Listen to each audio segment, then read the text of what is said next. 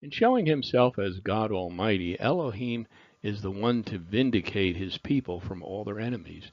And through faith, David pleads in Psalm 43:1, "Vindicate me, O God, and plead my case against an ungodly nation. Deliver me from the deceitful and unjust man."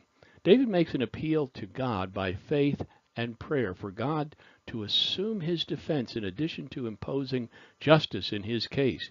He felt that he was greatly wronged by the slanderous treatment which he received from the people led by Absalom, and so he asked God to publicly vindicate him, to show that he was indeed an upright man, as well as a friend of God. He also sought absolution before the nation.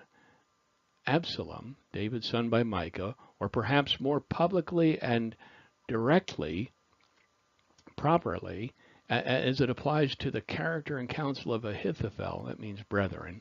This is truly a double entendre, for it is prophetic in its significance and should be applicable to remnant Israel, still yet in our future, and still scattered about in the various nations, where they will be forced to confront the Antichrist, who first makes a covenant with them and then proceeds to break it in the middle of the tribulation.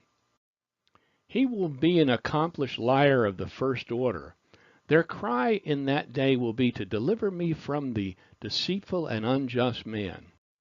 Psalm 43:2 reads, "For you are the God of my strength. Why have you rejected me? Why do I go through mourning because of the oppression of the enemy?" Here David represents and presents an argument, not one of peevishness, rather one that is offered in true humility. For David knows that God is the very source of his strength. Perhaps if we approached God more like David, we would have more victories in our prayer.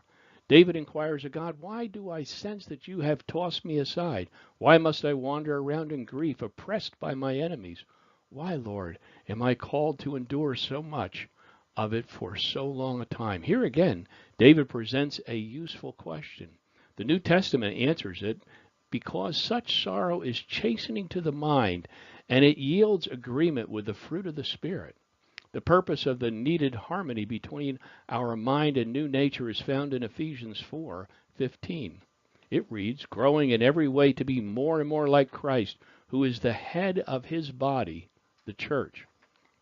As it may apply to remnant Israel, it is well to remember that God may have cast off his beloved for a while, or treat them as castaways. There will come a day, however, for remnant Israel at the conclusion of the Great Tribulation, when he will restore them to the land and reveal himself to them as their kinsman redeemer. So why is all this important to me? Perhaps the primary importance of this to believers of our day is that we may better understand our relationship with Israel as God's special possession.